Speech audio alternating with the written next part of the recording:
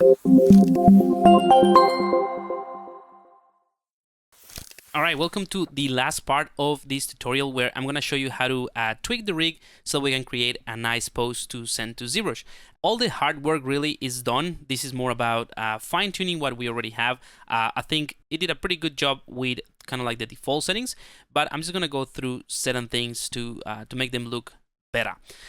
Before I do that though, I'm just going to show you how easy it is to send what we have right now into ZBrush so that you can keep sculpting if you like this pose. And you have, the ability to literally pose it any way you want to. One thing that I forgot to mention at the end of last video is that once you finish with your AccuRig, to get out of the AccuRig and to finalize it, you just need to click on the AccuRig button that you will get or that you will have in the modify panel at the top right, which I can go back in, but there's no point. So I can select any of the tools that I have or any of the meshes, click on AccuRig, but it's going to show me the process again to re-rig it, which I don't want to do at this stage because I have done it. So you just click on that and you will get out of AccuRig, and then you still have your motion and your rig and everything. If you want to change the pose, let's say that you're happy with this pose as a starting point, but you want to have the arm lift up or whatever, you can use the edit pose.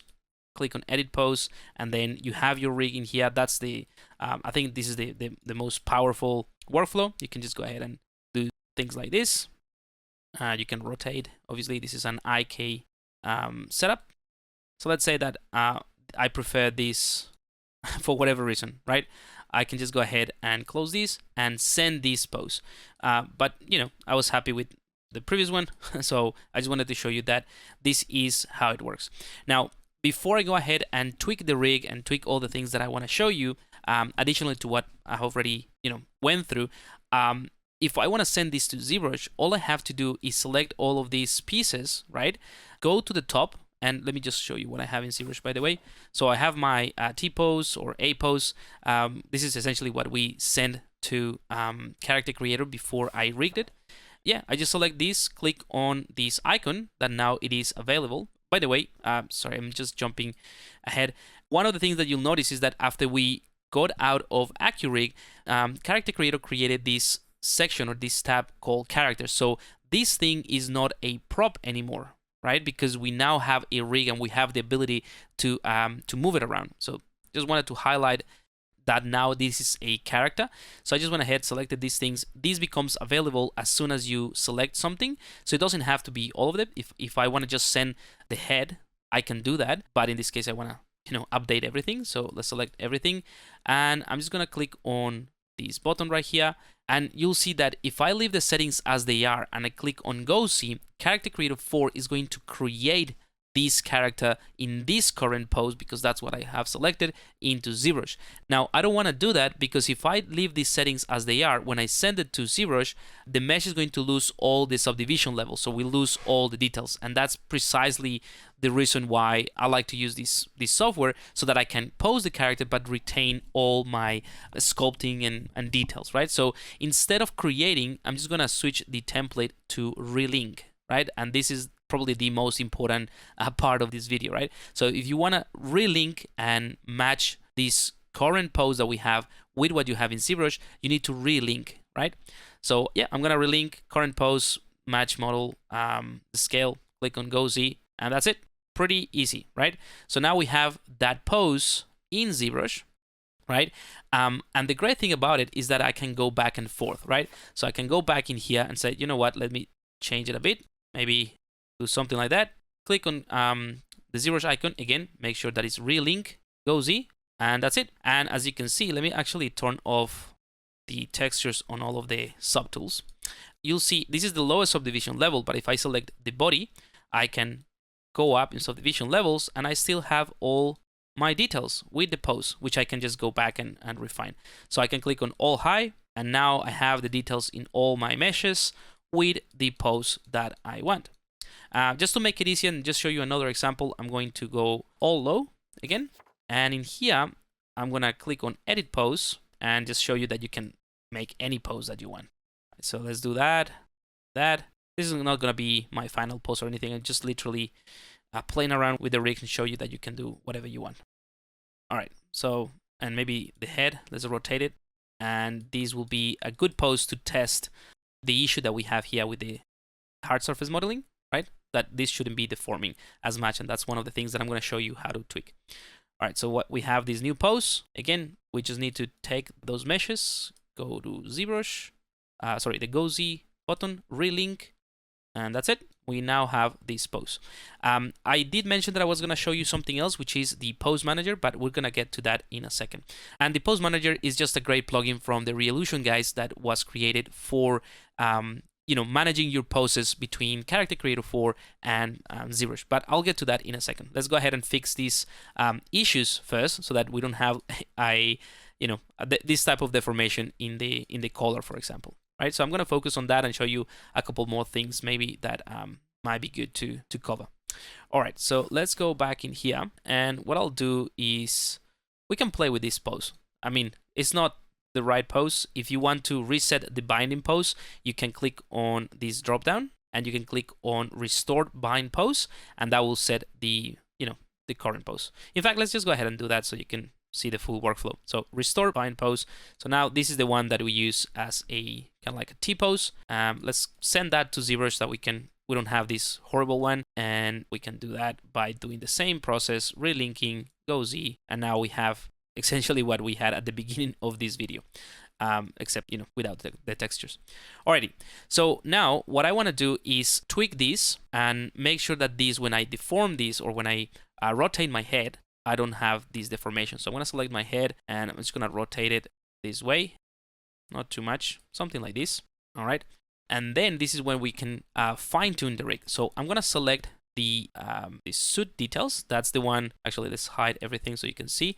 That's the one that contains this bit. Okay, so with that one selected, suit details, I can go ahead and from the modify window here, I can go to the skin weights. So the skin weights is the one that allows you to control how much weight, as the name says, is being used by the rig or by the bone that is controlling this section. So the influence, if you will. So if I click on skin weights, everything is going to turn with this black color. There should be something white around somewhere, or maybe blue. Here we go, around the hips, because that's the bone that I have selected. Let me show you something else. So you can do color weights, which is currently what this looks like, but you might be familiar or more familiar with a grayscale, where white or full white is the 100% weight of the vertex in a specific joint, and black is non-affected, or is not being affected by the mesh. So let me just go through that, because I know that might sound confusing for some of you. So color weights is just the way that this displays the weight painting or the skin weights. If I click on grayscale, it's just going to be black and white, which I think is easier to understand, especially for what I'm going to show you. So the other thing is the bones, and this is what I mentioned in the previous video, that I think this will come in handy at this stage. So what I'm going to do is, first of all, go to the you can actually select it from here, but I'm just gonna use my arrow keys from here to actually find the head. We can collapse this, and that will be pretty easy to do, but I'm just gonna click on that one, and with the arrow keys on my keyboard, I'm just gonna go down in this hierarchy until I see the neck sort of going white. There we go. So it is partly attached to base spine 2, and also the neck. These are the ones that we need to sort out. So let me just think about this. I think this should be part of the spine 2, so that it moves with the torso.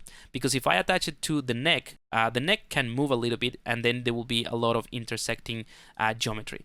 So what I'm going to do is select the spine 2, right? And you see it gets highlighted here with blue, and you also see it here in the hierarchy. Right? This is going to be a very non-technical way of approaching this, because that's how I prefer to do it. All I'm going to say about this is that this is the hierarchy of how this rig is being set up, but that's it. It's just to find the right bone, and you'll see it selected or highlighted with blue when you have selected. So I'm selecting it here, but it's the same thing as selecting it from here. As you can see, just two ways of doing the same thing. Now that I showed you this, I can go back to the scene just so that we don't have two duplicates of the same thing. All right, so in this one, what I'm going to do now is literally paint where I want this to maintain or remain as a hard surface bit. So here we have the paint operations, and we can use mirror as well, but it's pretty easy. So the plus, or the brush with the plus, is to add white, and the one with the minus is to remove, right? So I can click on this one, right? And if I start painting here, you see how these sections start changing the position of the vertex, and that is because I'm just adding more influence of this joint of this bone to this section, or to this set of points. But this is going to take a while, right? You can do it very manually, and you can fine-tune things very, very manually, like what I'm showing you right now. But just to do things a little bit faster, what I'm going to do is hide the rest so that it doesn't affect what I'm doing. And if you lose the skin weight, kind of like vertex view, that is just because I accidentally selected the head. But if we go back to suit details, that's the one that we're editing. So yeah, I'm just gonna go ahead and make sure that with the plus, or the brush that has the plus to add weights, I'm gonna set the strength to 1, so that is pretty strong, and the radius of the brush as well. And I'm just gonna paint this whole thing. It's gonna look a little bit weird as I do it, but don't worry too much about it. And I need to go to both sides as well. I'm gonna do this kind of like in real time first, and anything else that I need to do after this, I'll do it in a kind of like a time lapse if I need to, just so that it's not boring for you to watch this, because this is not the most exciting process, but it is important if you wanna have something that deforms nicely. Alrighty. So I think we are almost there. And by the way, if you want to sort of hide this a little bit, or reduce the size so the bones don't get in the way, you can actually click here, display, and toggle them on and off, right? So you can do that, and that's obviously going to be a lot easier to see and manipulate things. And I'm just going to focus on the neck piece for now. So I think the other ones, even though they should be hard surface, if they deform a little bit, I think they're fine. We can tweak that in ZBrush. It's just this one that is pretty obvious. And I think this is pretty much it. Okay, so you'll see as well that in this section with the spine too, there is a bit of gray on the shoulder pads, and that is okay. It just means that when the spine moves, this section of the shoulder pads is going to move with that bone. So if I go to spine, let's go to this, and this is more, there's more weight on the clavicle. And let's see what else we have here. Yep, so the upper arm, right? So I can do two things. I can go one by one and just literally selecting the upper arm twist, and then just add more to it using the brush with the plus icon, just so that the whole shoulder pad is white and it moves with the shoulder. Or I can do what I was doing before. Let's go back. It was spine too. Yep. So there's a little bit of skin weight in here. So what I can do is change to the -1 and then remove it. I don't like to remove things because then in most cases the software, and this is kind of like the same for anything or any software that deals with weight painting, I believe. If you just remove it, then that portion of that weight that I'm removing doesn't really know where to attach it. So I prefer to just go through the process of adding to the sections that I need. But again, that's kind of like I was branching out in there. The whole point of this step, at least, is to make sure like the entire, let's say, neck or this hard surface piece is white, which I have achieved, and I can move on. All right, so I'm gonna click on skin weights just to get out, and this is what I mentioned earlier, that when you finish with the AccuRig, you will see it in like black, and you can click on it and then get out. It's the same thing for any of these editing tools. So skin weight or AccuRig, anything like that, you can just click and get out of that mode. Let's turn everything back on, right? And now if we edit the pose, select the entire rig on the entire character, click on edit pose, select the head. I'm also going to turn off these sort of indicators of the bones, and maybe this one as well. I think it's cleaner to work this way. Yep, so select the head. I'm going to use the rotation, and now the head rotates nicely, but the neck stays there, right? And that's just a weight painting thing. And I think that's great. Obviously, if you do extreme pose like that, there's gonna be some intersection. But if this was a real character that you that was like animated or whatever, this shouldn't happen anyway. So there will be a limit, and that's precisely the point, I think, of this design, to sort of like protect a bit. Anyway, so that is how you edit your rig, or how you edit the weight painting of your rig. Now I'm going to show you a couple more things that you could do if you wanted to, a different way of approaching this. So let's say that, let's go ahead and add the motion just so that we can see more deformation. So just the walk cycle in the motion, right? So I think everything works pretty well, but anything that is circular, and this is the reason I added some details that are quite round. As soon as you have a deformation on those areas, it will be pretty evident. So like I said, I think the default settings did a pretty good job. Maybe let's try to find an area. Maybe these ones. Maybe these ones, you'll see they are rounded, but once you deform thing, or when you move the rig, they kind of get stretched. So let's go ahead and see if we can, in a different way, we can tweak these ones, right? So again, these ones are part of the suit details. So I'm going to select that, and I'm going to go to the modify settings here, go to the skin weights again, and I'll do the same thing. I'm just going to hide the bones just for a second, and I'm going to find the one. I mean, you can read them and try to make sense of them, but I literally just go with the arrow keys and scroll until I see there is some color coming through, and then just find it. So I think it would be something like the clavicle, which makes sense, or the arm twist. So let's go ahead and see that. All right, so yeah, upper arm twist base for the left arm. So that's what I need. Again, you can use the grayscale or you can use the color weight. It's totally up to you. In this case, I'm going to use the color weight so you can see the difference. And red just means that is 100% weighted. So you know the influence would be 100% whenever is whatever is red. The other way of working with this would be with selection. So I've been doing, or I did the neck with paint, but you can also switch to selection. So you can click on that one, and you'll see now you have these green dots, which represents the vertex of this mesh. So I'm gonna go ahead and select just a few of these here, and they get red. So hopefully you can see that in the recording. They just get highlighted with a red color. So the next thing, and remember this is a single mesh, or it's a separate mesh. In fact, let me go ahead and show you in ZBrush so that you know what I mean by that. Let's do an auto groups here. There we go. So this section right here is separate from the shoulder pad, right? It's just an insert mesh that we use. So because of that, I can select just a few of these points, and then here from the select tools, I can click on either or. This one is to grow the selection, and this one is to shrink it. So I can grow the selection. You see it starts to grab more of those. So I'm just gonna press this a few times just to make sure that I grab all the points that belong to this specific object, right? So now that I have selected all of those, what I can do is in the quick replace, you'll see these are the three different bones: the upper arm, this one right here, the twist, the base twist, and the clavicle. All of these three are sharing some of the influence for this piece right here. And that is the reason why once the character starts moving, it might deform, because there's going to be three bones moving independently and sort of like pulling and pushing, right?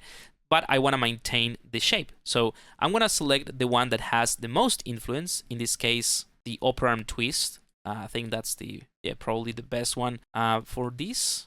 And yeah, so I'm going to select that, and I'm going to click on one. So you see it has a weight of 0. Actually, the upper arm twist is the one that has the most, but I think I'm going to switch it. This could be a bit of back and forth, but I think I'm going to select the upper arm twist 2, just to show you that it has 0.65, right? 0.65 of weight. So this one has the most influence on that entire section, this entire piece. But I just want to focus on the bolt in here, and that would be this, right? So I'm going to select that one and click on 1. And you'll see now this is full white, right? So it has all the influence in this section. So hopefully that makes sense. I'm just gonna replicate or go through the same process once more because I know this might be confusing on the other side. But basically, whatever I move this highlighted joint right here, which is the upper arm or the base arm twist, the one that I have selected here, this is going to move with it, right? So let's see. When I do this, let's move to another one so that you can see and hide bones. All right, something like that.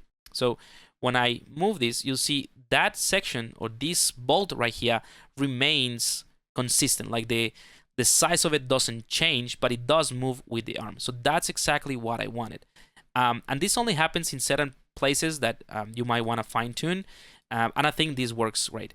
And if you compare this, that has a consistent, cylindrical shape compared to this one at this stage, it might not be that obvious, but this is kind of like stretched out in this fashion.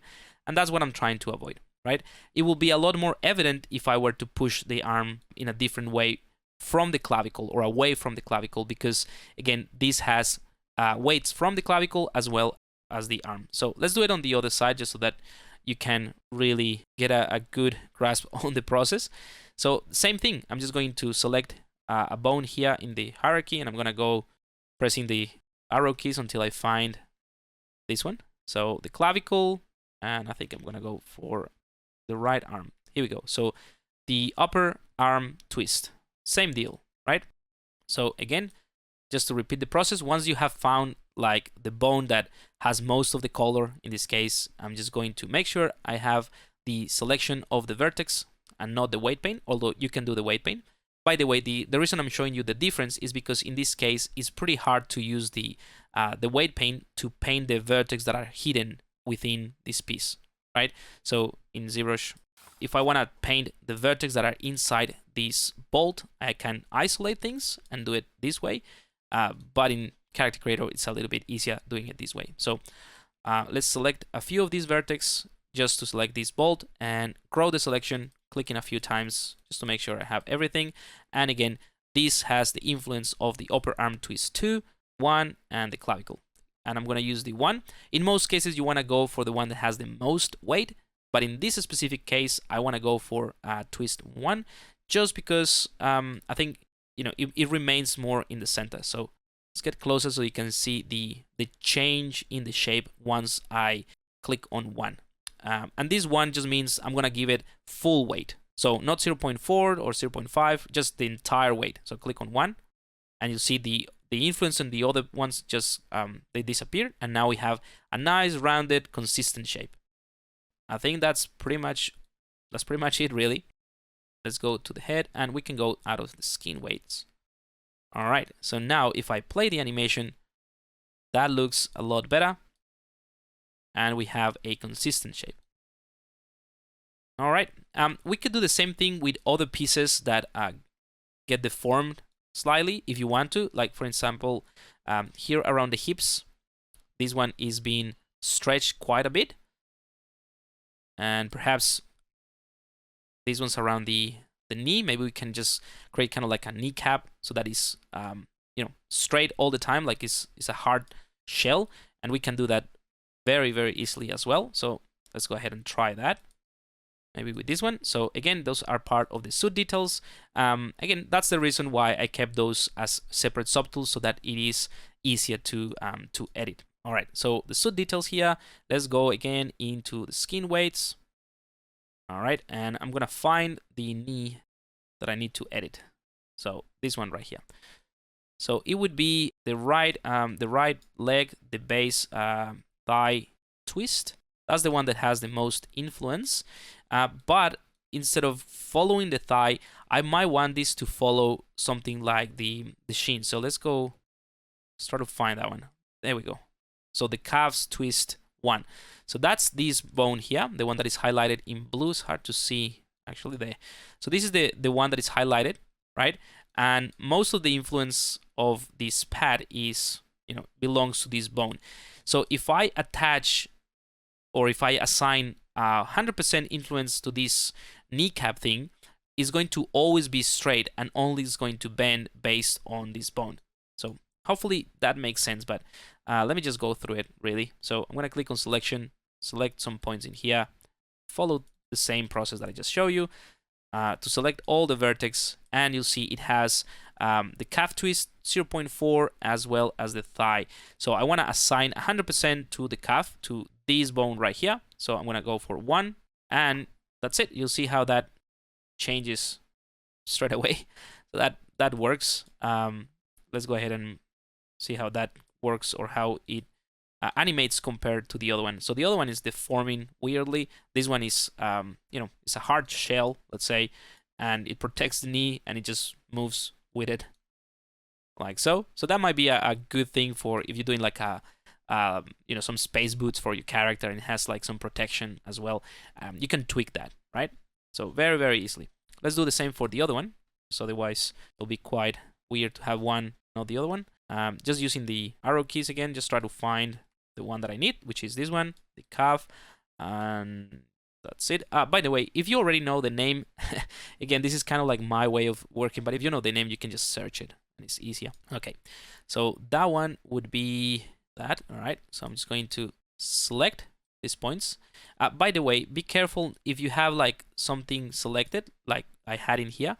If you press, I think it's Control. Yeah, if you press Control, you can add to the selection, right? But in this case, I want to make sure I have nothing selected, so you can click somewhere in the space or empty space, select a few, and let's go ahead, grow the selection. There we go.